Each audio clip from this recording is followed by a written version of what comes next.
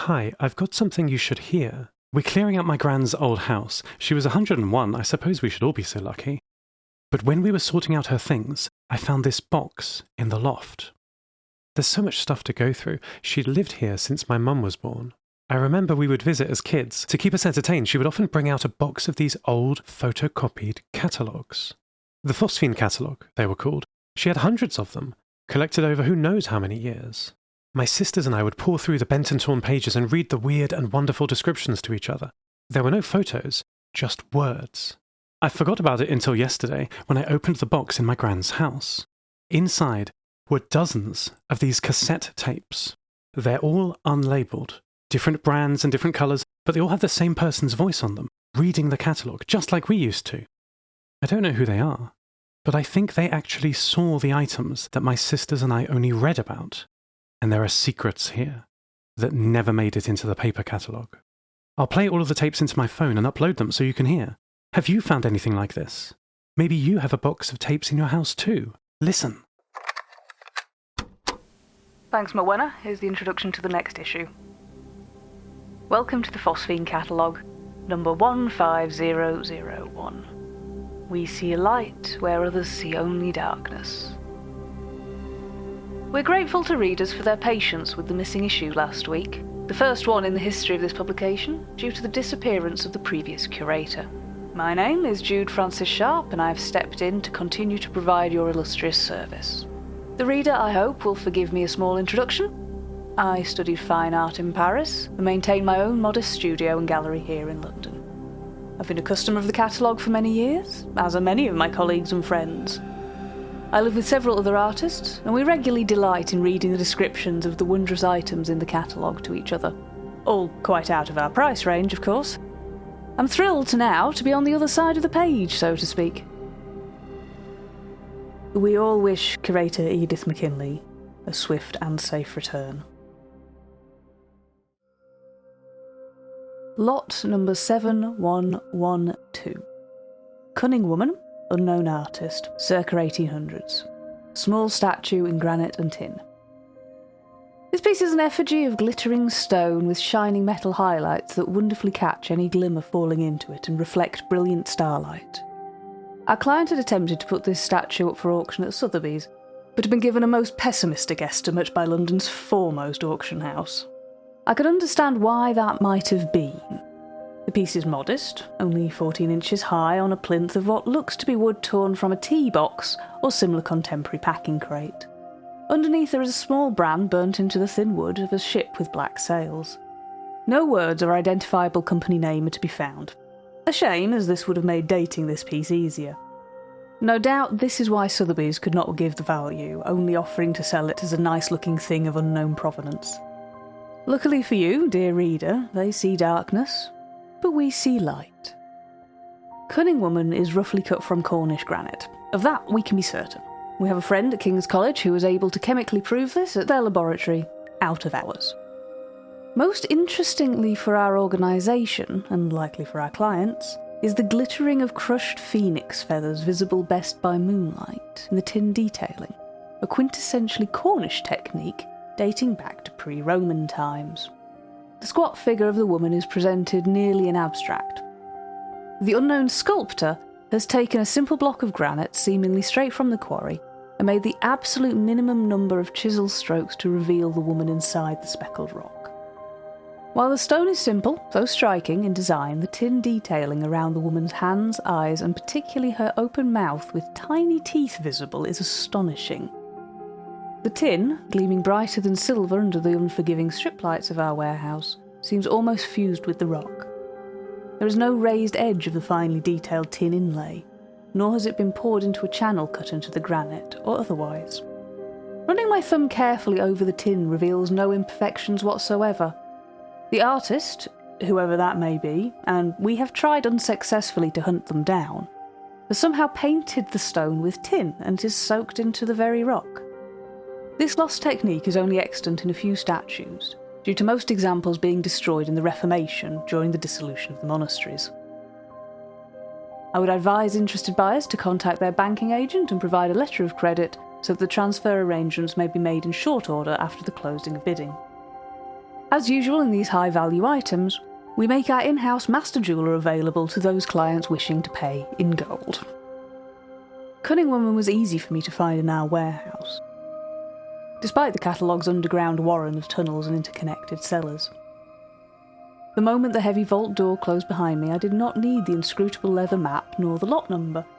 Despite my current inexperience in navigating the Cyclopean labyrinth, I simply needed to follow my ears. I first took the sound to be London street traffic, just a few feet above the ceiling, or perhaps one of the interconnected waterways that cause such problems with humidity. Fear not, reader, we have taken every precaution against natural and unnatural disaster. As I walked closer to the thick metal-barred section that was my goal, I could make out words, but not in a language I could speak. Perhaps in a language few people speak anymore.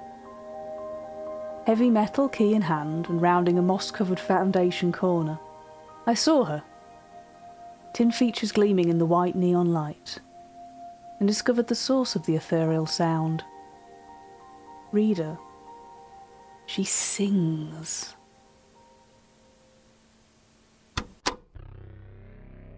Lot number 3988. Forest Spirit. Lisanne van Velde, 1930. Oil on canvas, frame missing. The painting unrolls to a 4-foot square and I believe would benefit from hanging in a room with high ceilings panelled in dark wood. Looking at the scene itself is a lush green forest clearing, framed left and right by a deeply detailed canopy with glimpses of woodland creatures starting in the undergrowth.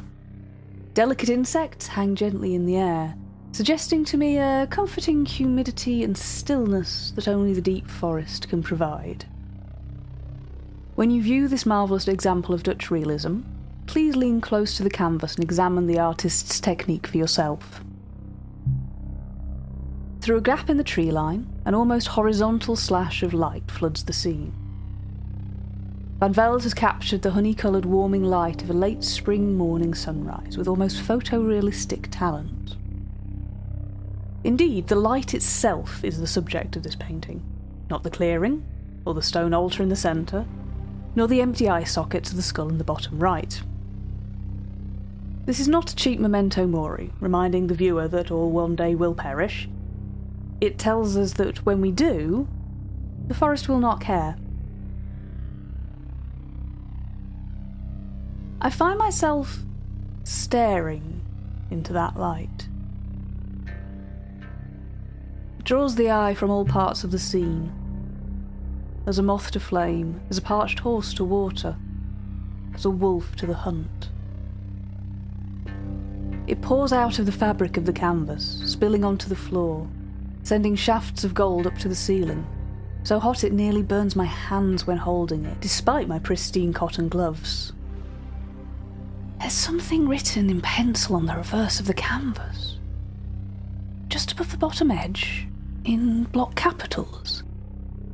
Misspelled, uneven, the pressure of the letters almost breaking the brittle varnish on the face. It reads, "To hear the music in the trees, you must be silent." This is not Forest Spirit. I've seen the original hanging in the south wing of the Rijksmuseum in Amsterdam. This isn't even a copy. It's mistitled. The documentation the Phosphene Catalogue received with this painting suggests that the work would have been framed in dark mahogany, but the frame is now entirely missing. The edges of the canvas show the telltale marks of it having been inexpertly cut from the frame. It is not the nature of this establishment to pry into the affairs of its clients, nor do we take responsibility for the veracity of their claims. Those are for our buyer to decide upon, by prior appointment at our showroom in Whitechapel. My role as both curator and compiler is to describe the items as I see them here in our warehouse. The catalogue specialises in those items that cannot be sold at other auction houses. Paintings of lost origin, statues that are too grotesque for public display, and books better left unread.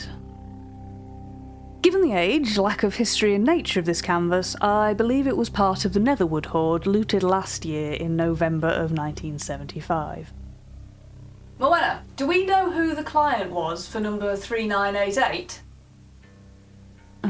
No, of course we don't. Well, I better not put most of this in the catalogue when I write it all up. Now, what's next?